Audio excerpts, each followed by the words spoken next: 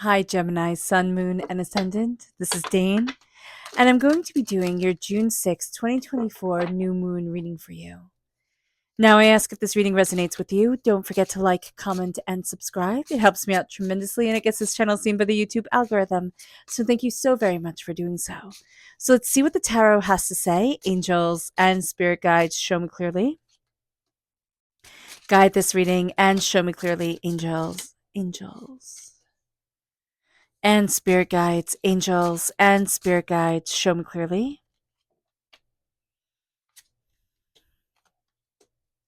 Guide this reading. Oh, goodness. Okay. Spirit is quite chatty. There we go. So let's see here what we are crowned with. We are crowned with the Six of Cups. So this is going to be a nostalgic time for us. What we are looking at here, Gemini, is that we are setting the intentions not only for like what will happen for the next 15 days, right? When the new moon comes, but we're setting the intention now on the new moon in Gemini to see what we'll build in the full moon in Gemini, which will be in December. I think it's December 17th, but don't hold me to it because I can't remember it right off the top of my head right now. And so it's the intention for the rest of 2024, which is huge. This is huge. I can't believe the year has gone so quickly. And so here we are going to be a bit nostalgic, but also this is going to be a time which I think is interesting because Spirit just said 6 month, which is June, right? And looking at your childhood, looking at yourself, looking at how you want things to move forward, you're going to be looking at you, Gemini, the duality of you, the two-facedness, which is not like the bad, like, oh, two-facedness, but the two faces of the twins that make up Gemini come forward. And one can be seen as a child, one can be seen as an adult, one could be seen as male, one could be seen as female. You know, they could be a dark side, a light side, type of thing. It doesn't matter. One is shadow, one is, blinding light. It doesn't matter how you see it. Just being aware of this during this time as we come forward, that's going to be important because this is a time where, yeah, we want change. We crave something new, something adventurous, something exciting. But Gemini energy, as we know, we don't need to go jump off a cliff to find something exciting. That could be part of our personality, but we can just read about it. We can just think about it. And that's satiating enough for us, which is interesting and I think pretty darn cool. It moves us to the 10 of Swords. This is going to be a time where our mind has worked overtime. We have overthinked, we have overanalyzed, we have looked at everything up and down the Mississippi 15 million different ways. And we're going to be seeing ourselves rising out of just the thought of it all. And that's going to be important because now it's time for the doing. Now it's time for the going after. And one thing that Geminis have to be mindful of, especially during this new moon, when the sun is in Gemini, the moon is in Gemini, but also for ourselves. We do not want, because we can find it so fun to look at our emotions, to look at other people's emotions, to look at ways that we respond to things and people respond to things and what's important to us and what's not important to us. We can analyze it so much that our hearts can grow cold. And it's going to be very important for us, Gemini, to always keep a warm, beautiful heart. Not for anybody else. It doesn't mean like we have to be like, oh, I want this or I want that or I have to give this to that person. It's like just for us, that warm, inviting, beautiful heart for us. It lets us shine in a way that most never get to. It brings us then to the 8 of Wands. This is going to be a time. It goes fast. It goes fast. The month of June goes fast. The new moon goes fast. What we're looking at goes fast. Things change very quickly.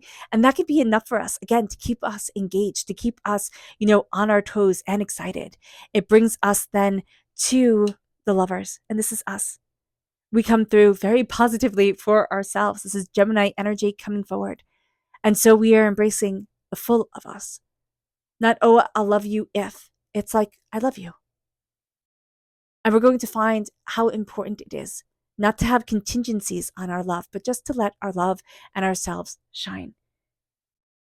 Now, this new moon is conjunct Venus. So letting our love shine, that's just going to be such a natural thing to be able to do during this time.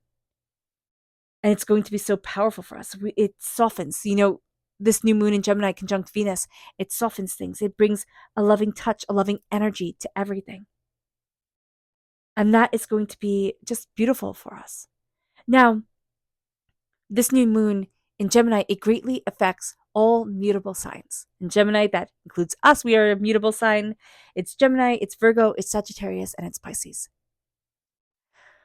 So being aware that there's an intensity to things now, and being aware that our quicksilver nature can come out, that's going to be important too.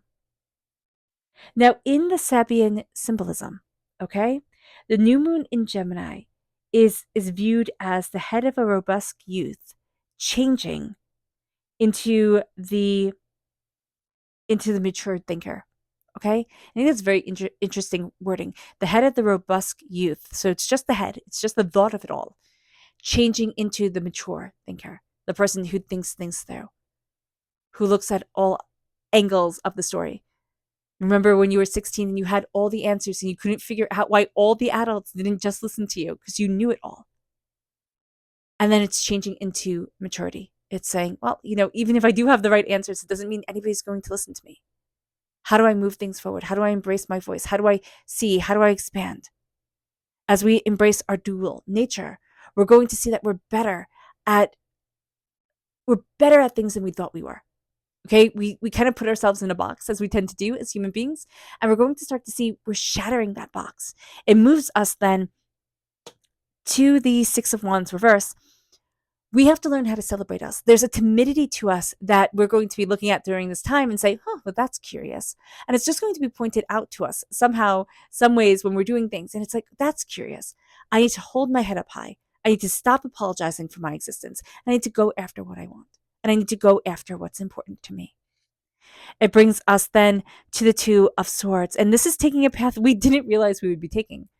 This is walking forward in a way that if somebody would have told us, like even if we would have had a tarot card reading and the tarot card reader said, it was so accurate, they told us everything that was going to happen, we would have laughed. We would have been like, oh no, that can't possibly be it. That's so off track of what I'm building and going for right now. But it all winds up to be true. It's like, oh wow. So just be aware of that during this time. It's like, oh wow. We're coming out of a tower time. The tower is reversed. We are coming out of a time where things were turned on their heads. We were turned on our heads. It felt like we were looking at the world upside down and left and right and topsy-turvy, crazy, squiggly ways. And this is going to be a time with the tower where it's like, I'm putting the pieces back together. I'm putting me back together. And that is going to be really important. It's like, okay, what do I need to do? How do I mitigate my time in order that I shine? It's not being egotistical. It's not saying, oh no, it's all about me. It's like, no, but if I need to take care of everything, I need to let me shine as well. And I need to start seeing me. It brings us to the Empress. The Empress here is moving forward in creativity. It's birthing forward our creative ideas, our power. Because of the tower, we haven't done that. It could have been for 16 years. We've been afraid. And now we're taking back our power. We're taking back ourselves. We're sitting there and we say, oh, I can do that. Oh no, I've got this. Oh no, I understand. And we're doing so by embracing the sacred feminine energy that we could have mocked, scoffed, looked down our nose upon before.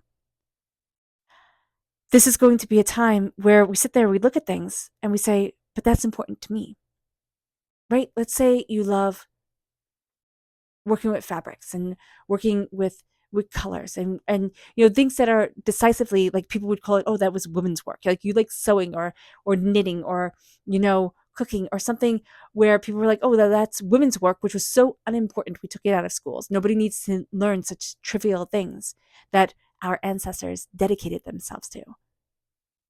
This is going to be a time where we start to find our power. We start to see ourselves. We start to say, you know what? There is power in me and in my creating and in my cultivating. And even in,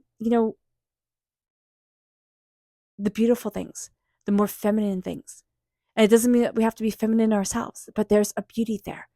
It's not negating one half of us, because if we do that, Gemini, we negate one half of us. We are the twins, we are duality, we are complexity, we are beauty.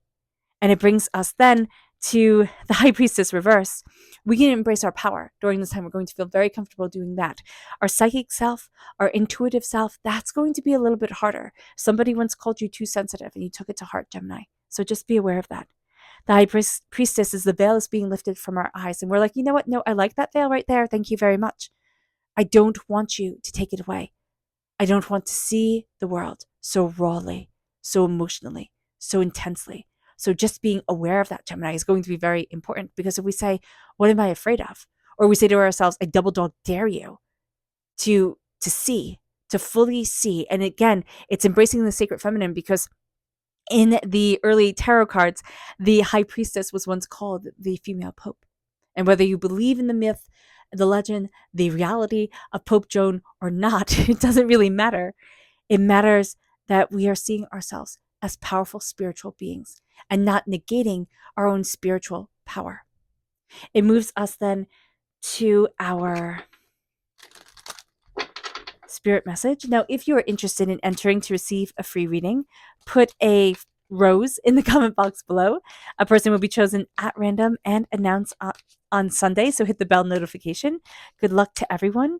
And if you would just like to purchase a reading, then you can go to my website, daneharttarot.com, and there are readings, meditations, and healings for sale there.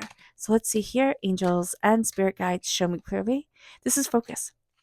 This is going to be a moon that can really unfocus people, but this can be a moon for us, Gemini, that really focuses us, that really has us looking at what we need, at what we want, at things in a different way, saying what's important, what's not important, and we throw away the chaos and the clutter, and we say, this thread is leading me forward. It brings us then to our chakra energy. Angels and spirit guides, show me clearly. Guide this reading and show me clearly, angels and spirit guides. So we have here, very interesting. So if you have Taurus in your chart, if you're born on the cusp of Taurus, I would totally check that out, because your chakra energy is the same. All right.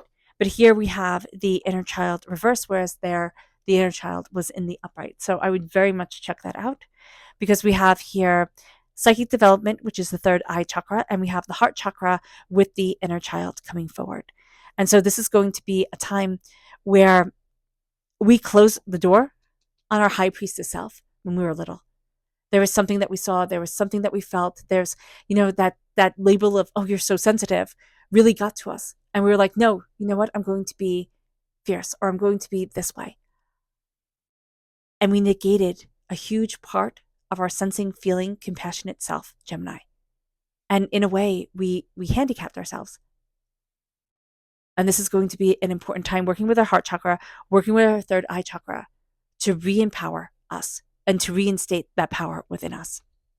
It moves us then to our energy to be mindful of. Angels and spirit guides, show me clearly. Guide this reading and show me clearly, angels and spirit guides. This is the Eight of Swords. We can throw away every single blessing that comes with this new moon. We can, because the Eight of Swords just does that. Whenever it shows up, it's like, oh, you think you're going to go and walk into an easy time? I can take that from you. I can make you so self-conscious. I can have you so, in your own head, analyzing everything that you do, that it takes away any beauty, any success, any prosperity, any power to you. So just be mindful about this, because the Eight of Swords ruins lives. It does. It does. It makes us scared. It paralyzes us. It freezes us. It brings anxiety, doubt, fear, depression, all those things that make us think, oh my gosh, I can't possibly. And it robs away the joy of our existence. So just be mindful about that, because we can get into our own head and we'll think, oh no, I can't possibly, because I'm not worthy of it. And it's like, who the heck said so? And who the heck gave them power over you and your world? You're going to be nostalgic. I would definitely, embrace the music that makes you the happiest, the books that bring back, or movies that bring back the best memories, and just kind of take a trip down nostalgia lane. It's going to be really good for you. It's going to be really fun for you. It's going to raise your energy vibration, and that's going to be awesome. With the Six of Cups also, we are going to see that we need to embrace like fun and creativity and stepping out of our comfort zone. So that's going to be a really good thing too. We are going to find ourselves resurrecting. The 10 of Swords for me is also my minor arcana death card, the dying away of the old self, the rebirth of the new. But we're stopping overthinking, overanalyzing, boxing ourselves in, holding ourselves back. And it's going to be a sense of, oh yeah, I can. I'm not going to overthink it. I'm not going to overanalyze it. I'm not going to look at how this failed or that failed and how I don't get to, whatever. I'm stepping into my power and myself. And with the eight of wands, so be careful with the repeat of the number eight. Eight is a very, you know, mind number. It's like, this is the way it is. These are the rules type of things. Like, here's the rules. I have the rule book for you. So just be mindful about that. We can be very rigid with things. So being aware of that. In Gemini, we don't really like that. So with the eight of wands, there's fire and there's creativity and there's passion, but it's also things move so fast. It's like you take aim and then all of a sudden things start gaining speed in a way that you just hadn't imagined they could. The repeat of the number six, again, one right side up, one reverse. Whenever we have a to be mindful card, that's like it being reversed. So that's where I say one reverse. Oh, we have here six repeated 3 times. So that's an angel, divine connection with us. The repeat of the number six is the most caring and most nurturing of the numbers. And so that is going to be a very powerful energy to us. And it's interesting that the most caring and most nurturing of all the numbers is connected with the word love. Lovers in the tarot, in the major arcana, it's connected with love. And it's showing us that we need to move forward in love because that is the most powerful word and the most powerful essence within us. We need to embrace the duality of ourselves, the complexity of ourselves, seeing ourselves and knowing, Gemini, I'm not going to fit into the box. I wasn't meant to. And that's a really hard thing for a Gemini to say and to admit. No, it's not a hard thing to say because we can understand it in this fleeting kind of, I'm not meant to fit in, I'm meant to stand out type of way, very dramatic, and it flaunts off into the sunset. But it hurts. It hurts because we kind of want to be more like everybody else. It's just like one of my favorite movies is Birdcage, and it's when Nathan Lane is wearing the pink socks, and he goes, "What? What? I just needed a pop of color." And that's what I felt my whole entire life. It's like, what? I was trying to fit in. I was dressed just like you. I was trying to be just like you. What gave it away? And it's because we need a pop of color. We need a pop of us to come through, Gemini. And that's what we're going to be seeing with with the major arcana lovers card. It's like we need to be in love, not with another person. That's really not a Gemini's main focus. It's like I need to be in love with my life and the questions and the seeking and the curiosity and the exploring and the discovering. If it's with another person, that's great and can be fun, but it's my life that I need it in. And it brings us then to the Six of Wands reverse. We're not holding our head up high. We're not celebrating ourselves, and we need to. Because if we don't, who the heck will? With the Two of Swords, we're going to head down a path we didn't even think of. We didn't think like, oh, it's going to be like this, or oh, I'm going to do that, or oh, this is exactly the plan. It's like the plan has gone amok. We're looking at things and we're thinking, oh, duck it all. Like, what is going on here? And it's because we've been through the tower time. I mean, seriously, subtract 16 years from where you are now, and you're going to be like, oh, you're right. Something huge happened then. With the Two of Swords, we're heading down a path we didn't even know we needed to take. And we're going to see ourselves regaining our footing, regaining our understanding, looking at ourselves, and then being like, wow, I came out of a whirlwind. I came out of a time where I was thrown out of my comfortable little cage, little castle, little tower. And then the world opened to me, and it was overwhelming, and it was scary, and it was fierce. And then the emperor within us, that mothering, nurturing connection energy comes forward. But it doesn't mean that we have to mother somebody else. It's like, no, I'm going to take care of me. I'm going to make me a bowl of soup and a cup of tea. And I'm going to, excuse me, and I'm going to embrace me and love me. But I'm also going to embrace the fierceness of femininity. And not saying, oh, I have to be masculine in order to be seen or to be worthy or to be understood.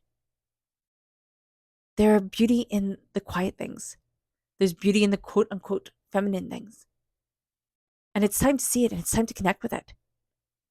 Because the Empress is like, oh no, I'm fierce. I always think of the Empress Theodora, right? I think she married Justinius or Justin or yeah, something to that effect.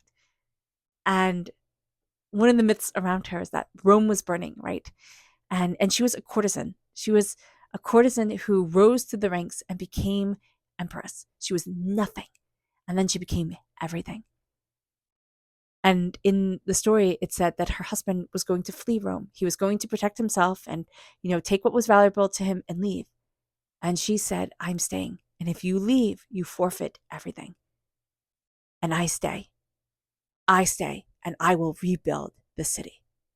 And I will rebuild what needs to be built. And I will do what needs to be done. There's fire and power in us. Don't negate yourself. Don't sit there and think, oh, it can only be one certain way, or it has to be gentle, it has to be calmer, it has to be nicer. No, let yourself be fierce, like Theodora. Let yourself know your worth and move forward to unbelievable heights because you don't believe in limiting yourself. You don't believe in the limits. And it moves us to the High Priestess reverse. We don't want to see everything because it's going to be overwhelming. It can stop us, yes, but it's also going to be part of what our true power is. If we embrace our sensitivity, if we embrace our psychicness, if we embrace our intuitiveness, all of a sudden we change our world. Now, does it mean that everybody has to be psychic? No, it doesn't. But it means that everybody does have an intuition and does have a connection. And what if we embrace that and we lived in kindness and respect? Our world would be astounding. Or taken over by one person who thought, no, I'm not going to do that, and I'm not going to play by the rules. So here, with the High Priestess reverse, don't listen to everybody else's wisdom over your own intuition, gut, and connection, because it's going to be time to really build that muscle, to really build that energy and that power within you. Our subconscious spirit message is clarity reverse. That makes sense. Our third eye chakra is reversed, so everything isn't necessarily that clear. But also, we're looking at things and we're seeing things are a bit muddled. We're questioning, we're searching, we're looking at things, we're stirring up the pot ourselves. So it's not necessarily going to be crystal clear. Our subconscious chakra message is meditation. This is the crown chakra, and it's slowing down. It's meditating, which connects us with our heart, which connects us with ourselves, which changes the game. It brings us then to our energy to be mindful of. Be mindful that we think things aren't heading in the right direction. Be mindful that, with the Wheel of Fortune reversed, it's like, oh no, here we go again. It's all going to fall apart. I'm never going to get to where it is that I want to be. It's that, there are twists and turns along the way. And we can be tired of the twists and the turns, but it's important to know. With the Wheel of Fortune reversed, we need to just be mindful that we are going to be hit with challenges. We're going to be hit with things where we're like, but I thought it was supposed to be like that. And it's going to be like, surprise, no, it's different. It moves us then to our subconscious tarot message, which is the King of Cups, reverse. This is water sign energy, Pisces, Scorpio, Cancer. We need to be mindful, okay, of our emotions getting the best of us, of others being emotionally manipulative, because we are raw in our own psychic self, in our own sensitivity self. The manipulations of other people can come through, and we can be like, well, I just need to help them. I just need to heal them. And that can be one of the reasons why we don't want to open up our third eye chakra. We don't want to open ourselves to this energy because it eats us. We have done it before and it's eaten us, and we had to claw our way forward. This is going to be a time that says, open your heart to love. Open your heart to loving yourself. When Spirit says love, it doesn't mean love everybody. It means open your heart to loving you. Open your heart to holding your head up with pride. Open your heart to what you love within your life, and you will be surprised at the transformation that leads you forward. Because this is fear of emotion, and this is letting other people's erratic emotions take over your life. And you're done with that. You're done with that, Gemini. Okay. All right, Gemini. I hope this reading has resonated with you. I wish you nothing but light, love, peace, and happiness. May harmony always be with you. I am sending loving, healing energy to each and every one of you. I love you all, and stay safe. Let's end this reading with a meditation, a clearing away of negative energy, a raising of our positive energy as we embrace the power, intensity, and beauty of this time and of ourselves. And please note that this meditation and healing will be accompanied by a loud sound. So take a nice deep breath in, exhaling whenever it feels comfortable for you.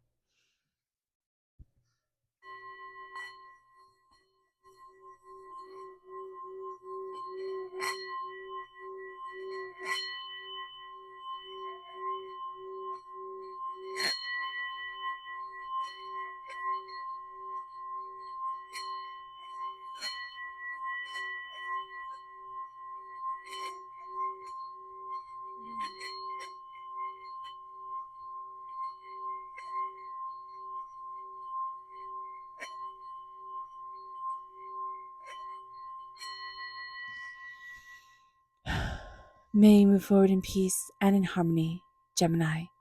May blessings and prosperity always be with you. I love you all. God bless. Bye.